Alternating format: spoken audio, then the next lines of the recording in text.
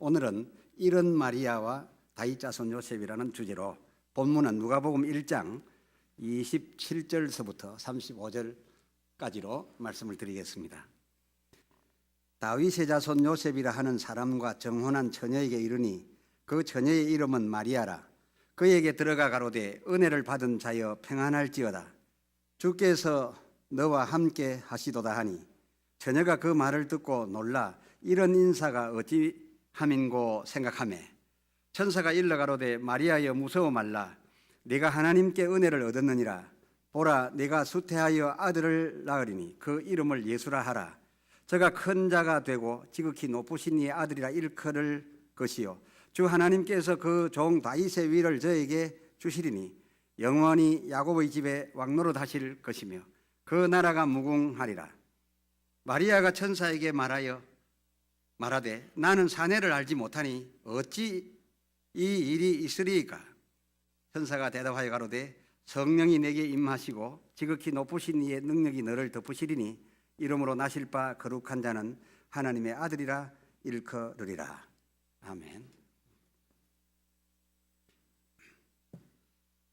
먼저 시간에 대강 말씀드렸습니다마는 하나님께서 사가랴로 하여금 심지어 벙어리가 되게까지 해 가시면서 무자하던 그에게 그 유명한 세례 요한을 성공시켜 앉게 해 주신 것은 바로 이 때문이었으니 그 이유인즉 대를 이어 충성스런 제사장인 조상들을 저들이 두었고 또 이 사가랴까지 그 직무를 떠나지 아니하고 해온 일이며 또한 저들 부부가 다 의인이었기 때문에 하나님께서 그들에게 이처럼까지 해가면서 주신 축복의 말씀을 육화되도록 성공시켜 주셨다라는 것입니다. 누가복음 오늘 본문이 있는 장입니다만 1장 5, 6절과 7절 그 구조로 보면 다음 내용을 더 잘 아실 수가 있습니다. 1장 5절로 7절까지를 보겠습니다. 유대왕 헤롯 때에 아비야 반열에 제사장 하나가 있으니 그 이름은 사가랴요 그 아내는 아론의 자손이니 이름은 엘리사벳이라. 이 두 사람이 하나님 앞에 의인이니 주의 모든 계명과 규례대로 흠이 없이 행하더라. 그리고 이어서 7절이 연결이 됩니다.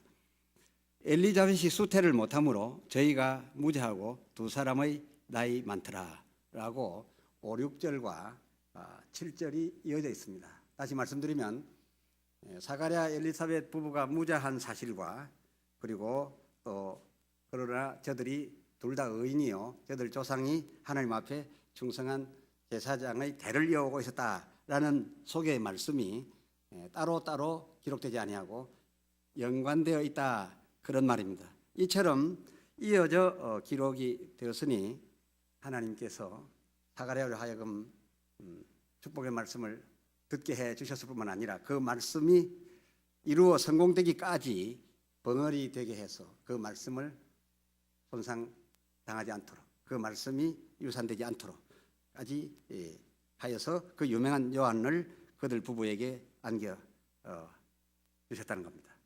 그들 부부에게 그렇게까지 하나님이 해 가시면서 요한을 성공시켜 주신 것은 그들이 좋은 조상을 가진 것과 그리고 저들의 생활이 의로웠다라고 하는 이 이어진 기록이 무관하지 않다, 관련이 있다 그런 말씀이 되겠습니다.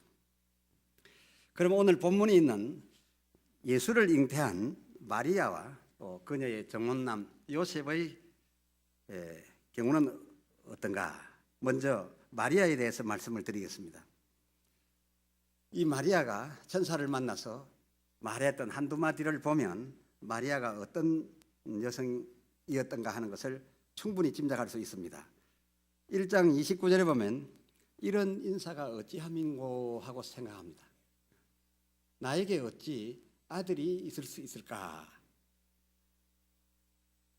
참 신기해하면서 있을 수 없는 일이다라고 고민에 빠졌습니다. 또 누가복음 1장 34절에 마리아가 천사에게 말하되 나는 사내를 알지 못하니 어찌 이 일이 있으리까? 네가 이제 하나님의 아들을 잉태할 것이요 해산하게 될 것이다 라고 하니까 한 말입니다. 이런 인사가 도무지 이해되지 않고, 그리고 또 나는 사내를 알지 못하는데 어찌 이 일이 있을 수 있겠는가. 소개된 바에 의하면 27절에 요셉과 마리아는 정혼한 관계였습니다. 그들의 풍습으로 정혼은 결혼식 전에 있는 우리의 약혼과 같은 것으로서 약혼보다는 훨씬 더 법적입니다. 그래서 정혼을 하게 되면 정혼한 상태에서 미리 호적의 부부로서 올려지게 됩니다.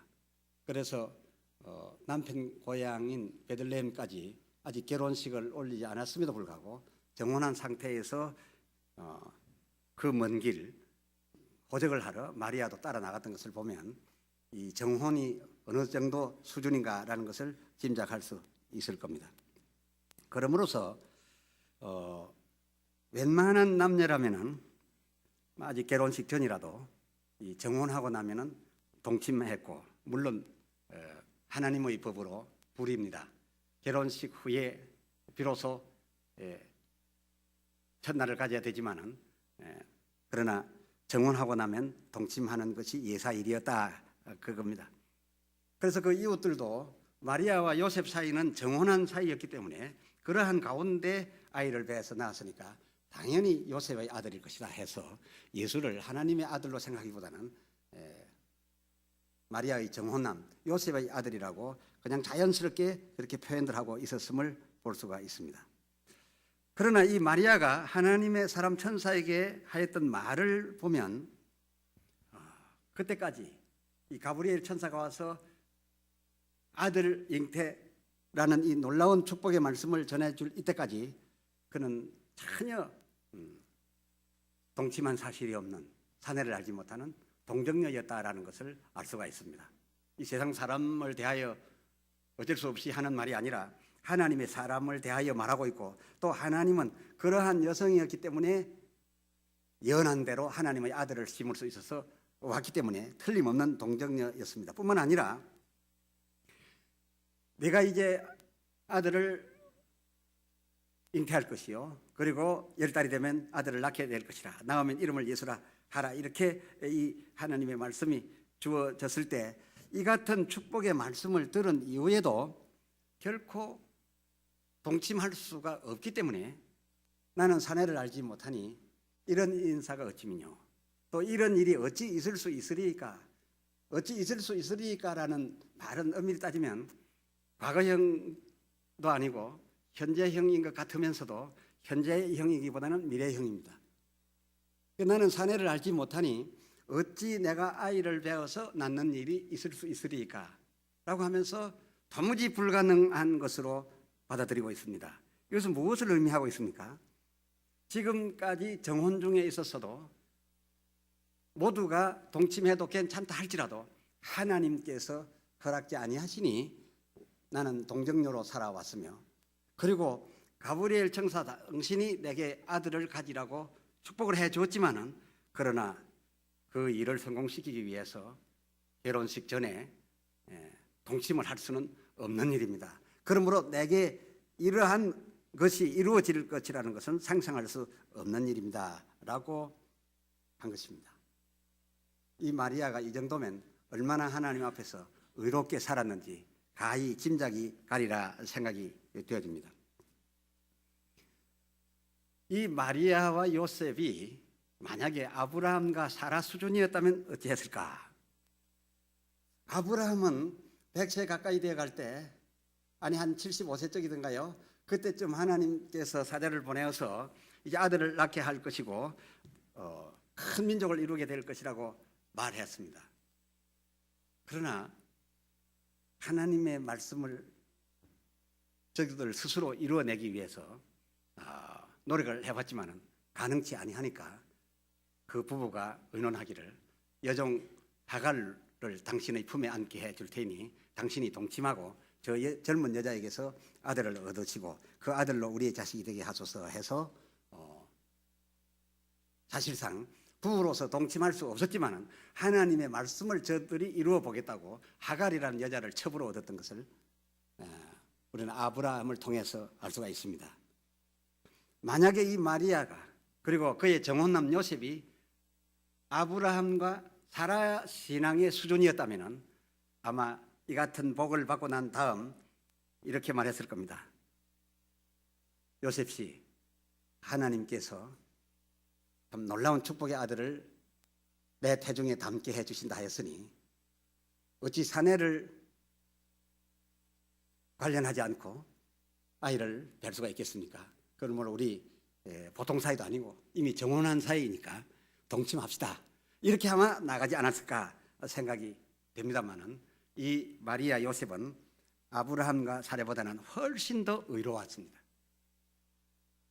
천사 당신께서 아들 복을 주셨지만은 이 일이 내게 이루어질 수 없습니다. 어찌 이 일이 내게 이루어지겠습니까? 왜냐하면 나는 결혼을 하지 않았고 다만 정혼한 상태에 있습니다. 여태까지도 사내를 경험한 적이 없었고 또 앞으로 결혼할 때까지 사내를 경험하지 아니할 것이니 이런 일은 나에게 있어지지 아니할 겁니다 라고서 말하였으니 얼마나 의로웠느냐라는 겁니다. 오늘 제가 말씀드리는 주제는 하나님께서 이처럼 성공하게끔까지 지키고 계시면서 역사해 주셔서 주신 말씀을 반드시 이루어 주신 대상들을 보면은 보통 사람들이 아니었다 그겁니다. 의로운 사람들이었다 그런 겁니다. 이제 이 마리아의 정혼한 남자 요셉에 대해서 말씀드릴 차례지요. 먼저 그 기록을 보면 누가복음 1장 27절에 다윗의 자손 요셉이라고 소개하고 있습니다. 성경의 이러한 소개들은 결코 무심코 하고 있지 않습니다. 하나님께서 주신 이 축복이 다 관련이 있기 때문에 다윗의 자손이라는 이런 말을 일부러 넣어서 요셉을 소개하고 있음에 유념해 주시기 바랍니다.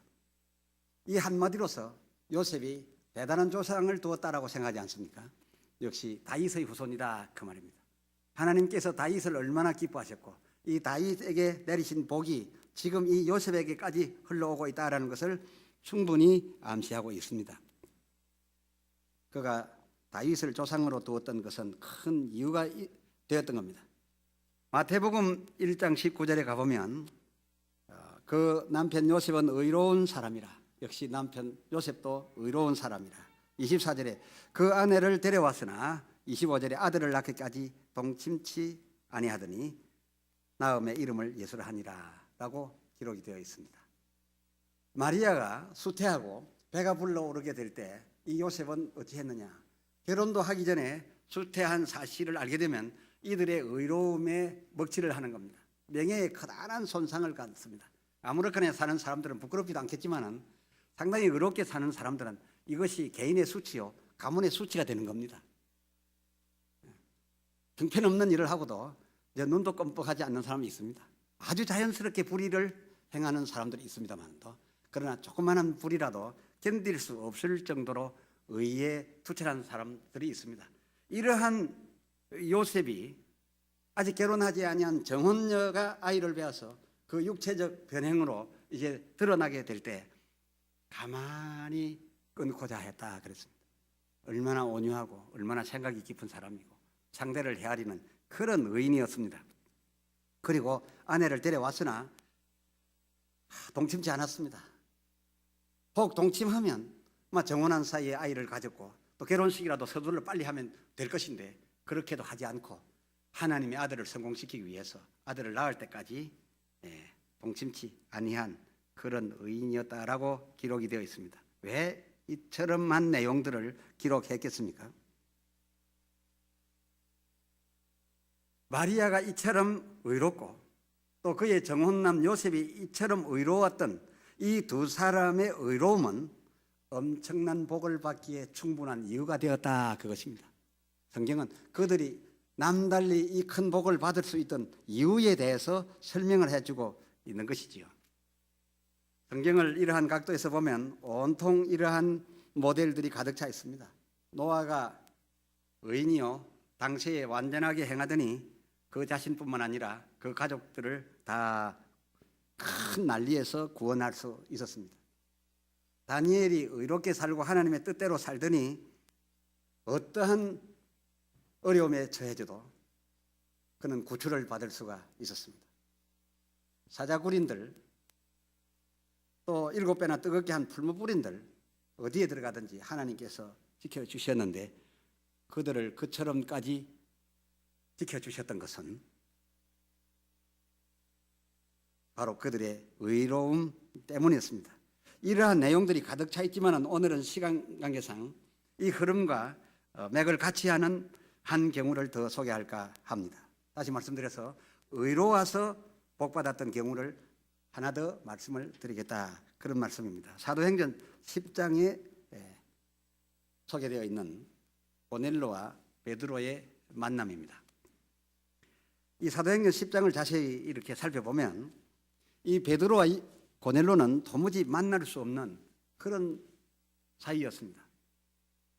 고넬로는 점령국 군대 이달리아대의 백부장이요, 그리고 베드로는 하나님의 사람으로서 이 고넬로를 이방인으로 취급하고 상종하지 않습니다. 상종하면 죄인 취급을 받았던 그런 상대가 고넬로이요, 또 베드로는 비점령국의 종교인으로서 만나서는 안 되는 그런 관계였습니다만은 하나님께서 적극적으로 개입을 하셔서 양인을 만나게 해 주셨습니다. 이달리아대 백부장에게는 도무지 가지 않겠다라고 하는 베드로에게 하늘로부터 환상보다 더한 실상 같은 보재기가 내려왔습니다. 보재기를 열어보니 그 안에 그릇이 있는데 그 그릇 속에 온갖 부정한 짐승들까지 다 담겨져 있었는데 이것을 내가 골고루 다 먹어라라고 했습니다. 여호와여, 내가 지금까지 의롭게 살았고 먹지 말라 한 음식은 먹지 않았습니다. 그런데 이 그릇 속에 들어있는 것은 하나님께서 내려보내신 이 그릇 속에는 온갖 불의한 그 음식이 다 들어있는데 어찌 나더러 먹으라 하나이까?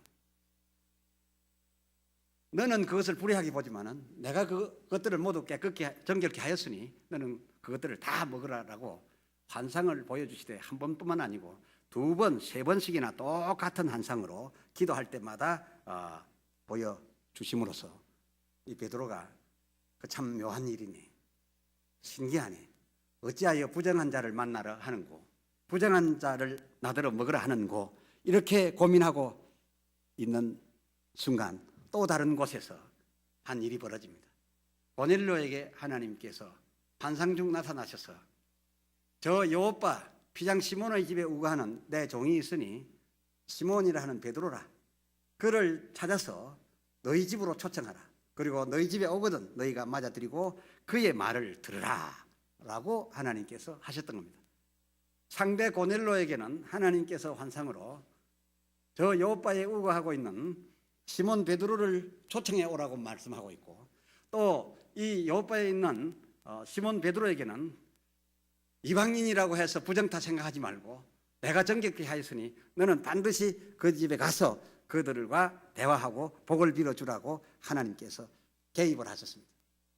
이 성경을 읽어보면 철저하게 개입을 했기 때문에 이건 따르지 아니할 수가 없었습니다. 의심할 수가 없었습니다. 베드로가 환상을 보고 참 묘한 일이네 하고 있는 순간에 3번째 환상이 끝이 나자마자 노크 소리가 납니다. 누구십니까? 저희는 고넬료라고 하는 이달리아대 군대의 백부장 집에서 왔습니다. 당신을 청하여 오라 하므로 우리가 당신을 모시러 왔습니다 라고 말합니다. 이처럼 환상으로 보았던 내용과 이게 문 앞에 당도한 자기를 모시러 온 사람들과 너무나 딱 맞아집니다. 베드로가 이제는 더 이상 갈등할 수도 없고 하나님의 뜻을 쫓아서 그 집에 가서 말씀을 전하게 됩니다. 그 집 식구들이 베드로의 옴을 비점령국의 한 종교인 정도로 보지 않고 하나님의 사람으로 보았고 그 친구들과 그 가족들이 모두 엎드려서 그를 경배하는 양으로 맞아들였습니다. 당신들이 누구인데 나에게 이처럼 합니까? 나를 이처럼 곤란하게 합니까? 아니요, 나는 당신의 입에서 하나님의 말씀을 들으려 합니다 하고 저들의 만남은 이루어졌고 베드로는 그들에게 진리를 주기 시작했습니다. 이 진리의 말씀은 들으면 구원받을 수 있는 여지가 있고 구원받으면 천국입니다. 그러나 이 진리가 왔지만은 듣지 못하면 구원받지 못하는 것이고 물론 믿지 못하면 더더욱 구원을 받지 못하는 것인데 이 놀라운 기회가 고넬로의 방 안에서 이루어졌던 것입니다. 그리고 이 베드로는 이 고넬로의 집에 오래 있을 상황이 아닙니다. 곧 떠나가야 할 것이고 앞으로도 자주 만날 수가 없을 겁니다. 이때에 하나님께서 이 고넬로에게 성령을 부어주셔서 성령이 충만함으로 단 한 차례의 진리의 말씀을 들었지만은 성령의 도우심으로 바로 믿어져 버렸다 그겁니다. 바로 체험적 신앙을 갖게 되고 방언을 하게 되고 능력을 받게 되고 함으로써 베드로를 따라간 모든 할례받은 사람들이 모두 놀랐습니다. 이방인에게도 하나님이 이처럼 성령까지 부어주신단 말이냐. 하나님께서 이 고넬로를 복되게 하기 위해서 이처럼까지 역사하셨던 겁니다. 그리고 자주 들을 수 없고 계속 들어야 믿음이 유지될 텐데 그럴 형편이 못 되니까 성령의 충만함으로 체험케 해서 한 번 들은 말씀을 잊을 수 없도록 만들어 주었던 겁니다. 이 성령의 역사는 이처럼 중요했던 것이죠. 한꺼번에 이 집에 이처럼 큰 복을 하나님께서 이렇게까지 해가면서 베푸셨던 이유가 특별히 있을까? 이런 복을 받았던 고넬로라는 사람은 과연 어떠한 사람이었기에 하나님이 이처럼까지 개입하셨을까? 만약 우리 중 누구에게 하나님께서 이처럼 하신다면 베드로 안 만날 사람이 어디 있고 그리고 그 말 안 믿을 사람이 어디 있겠느냐 그겁니다. 저와 여러분에게도 하나님께서 이처럼 해주시기를 원하시면 아멘 합시다. 그렇습니다. 이것은 그저 하나님께서 다 만들어 주시는 겁니다. 지금 저는 그러한 케이스들을 계속해서 소개하고 있는 거죠. 성경이 이 사도행전 10장 이 고넬로가 받은 복에 대하여 기록한 것은 우리를 위해 굳이 기록하신 것이 아닌가 생각이 됩니다. 고넬로가 이처럼 큰 복을 받았던 이유를 밝혀두셨으니 아니 고넬로가 이처럼 큰 복을 받을 수 있는 충분한 이유는 이 때문이라고 밝혀주셨으니 바로 사도행전 10장 1절로 2절 보면 가이사라에 고넬로라 하는 사람이 있으니 이달리아 데라 하는 군대의 백부장이라 그가 경건하여 온 집으로 더불어 하나님을 경외하고 온 집으로 더불어 하나님을 경외하며 백성을 많이 구제하고 하나님께 항상 하더니라고 있습니다. 이것이 조건입니다. 하더니 다음에 나오는 조건이다 그겁니다. 하더니라는 다음에 소개된 내용을 이끌어낼 수 있었던 조건인데 이 조건이 무엇이냐? 그가 경건하여 그 혼자뿐만 아니라 온 집으로 더불어 하나님을 경외하며 온 가족으로 더불어 하나님을 경외하며 어려운 백성을 많이 구제하고 그리고 하나님께 항상 기도로 감사를 하고 있더니 이어서 3절 하루는 제9시쯤 되어 한상 중에 라고 이어지면서 베드로의 만남을 주선했다 그것입니다. 그러니까 하더니 하나님께서 어느 한 기도 시간에는 환상을 보여주시면서 베드로에 있는 곳을 알려주셨고 사람을 보내게 되었으며 또 초청받아서 오지 아니할 것 같은 베드로에게도 미리 환상을 3번씩이나 보여주셔서 안 따라올 수 없게 만들어 주어서 하나님께서 다 만들어서 만남을 주선했고 이 같은 복을 주셨던 것인데 그 이유가 어디 있었냐? 그는 경건하였으며 온 집으로 더불어 하나님을 경외했으며 백성을 많이 구제하고 하나님께 항상 기도하더니 여러분 개인마다 이러한 조건에 부합하시길 바랍니다. 하나님을 경외하며 온 집으로 더불어 하나님을 섬기고 그리고 어려운 사람을 가능한 한 많이 구제하고 그리고 하나님 앞에 항상 기도하는 여러분 개인과 가정이 된다면 그렇게 했기 때문에 그리 하더니 3절의 하루는 제9시쯤 되어 한상 중에 이렇게 이어지는 겁니다. 하나님께서 이처럼 한 축복을 위한 개입은 아무에게 주어지는 것이 아니라 이러한 조건을 갖춘 자에게 되었었다, 그것입니다. 천사가 또 사도행전 10장 4절에 이런 말을 하죠. 내 기도와 구제가 하나님 앞에 상달하여 기억하신 바가 되었으니 사람을 요바에 보내라. 아무렇게나 저 어디에 큰 주의 종이 있다라고 해서, 큰 능력자가 있다라고 해서 그냥 막 보내는 것이 아니라 내 기도와 내 구제가 계속됨에 따라서 하나님 앞에 상달되고 하나님께서 너로 기도하는 자요 구제 많이 하는 자로 기억하신 바가 되었으니 사람을 보내라. 하나님이 그것 때문에 결코 그냥 있지 아니할 것이다, 이렇게 천사가 말하고 있는 겁니다. 이것은 영적 세계의 상식입니다. 심은 대로 거두시는 줄을 믿으시길 바랍니다. 의를 심고 의의 역사를 기대하는 것이죠. 고넬로로부터 보냄을 받은 사람들이 23절입니까? 또 말하기를 고넬로는 의인이요 하나님을 경외하는 자라 온 유대 족속이 칭찬하더니 저가 거룩한 천사의 지시를 받고 이럽니다. 그게 뭡니까? 많은 사람들이 고넬로라는 사람의 구제를 인하여 고넬로를 칭찬했어요. 참 좋은 사람이다, 참 충성한 사람이다, 믿음 좋은 사람이다, 하나님을 잘 섬기는 사람이다. 이것은 누구를 구제했다는 겁니까? 누가 이렇게 칭찬했다는 겁니까? 온 유대 족속이라고 말했습니다. 어떤 사람입니까? 자기들에게 점령당하고 있는 사람들을 함부로 부려먹은 것이 아닙니다. 함부로 학대한 것이 아닙니다. 오히려 자기들에게 점령당했기 때문에 먹을 것이 없고 입을 것이 없고 굶주리는 그 불쌍한 사람들을 권력을 차지하고 지배하고 있는 점령자로서 그들을 불쌍히 여기사 늘 구제를 조심조심, 자기들 이달리아에 대해 높은 상부에 알려지지 않도록 조심조심 숨어 다니면서 불쌍한 유대인들에게 구제를 많이 했으므로 그들이 항상 고넬로를 칭찬했다는 겁니다. 이 칭찬이 하나님 앞에 들려진 바 되었고, 이렇게 칭찬이 계속되더니 그 칭찬 때문에 하나님께서 거룩한 천사를 보내주셔서 요바에 가서 당신을 만나라 했으므로 왔습니다. 이 당신이 만나야 될 고넬로라는 사람은 우연하게 우리를 보내는 하나님의 개입이 있었던 것이 아니라 충분한 그런 이유가 있었습니다 라고 설명하고 있습니다. 영적 세계의 축복의 상식적인 환경입니다. 기도 많이 하십시오.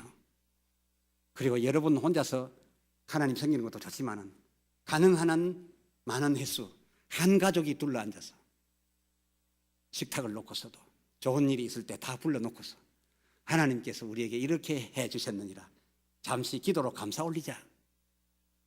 더 나아가서 온 가족으로 더불어 하나님 앞에 같이 찬송을 올려서 어른의 목소리와 청년의 목소리와 아이의 목소리가 같이 하나님 앞에 올려진다면, 그러한 생활이 계속되면 하나님께서 고넬로에게 찾아오신 같은 놀라운 축복의 덩어리를 안고 여러분의 문 앞에서 녹화하게 될 줄로 믿는 것입니다.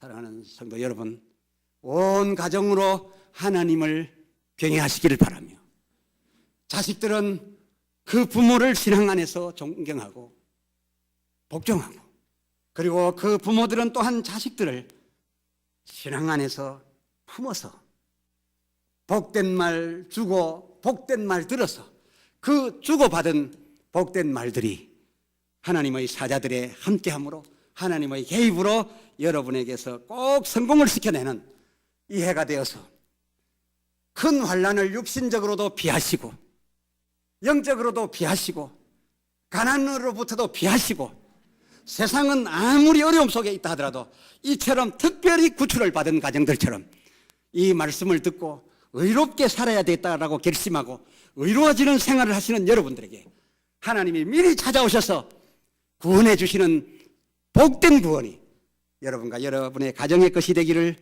우리 주 예수 그리스도의 이름으로 축복합니다. 의롭게 살아서 성공합시다.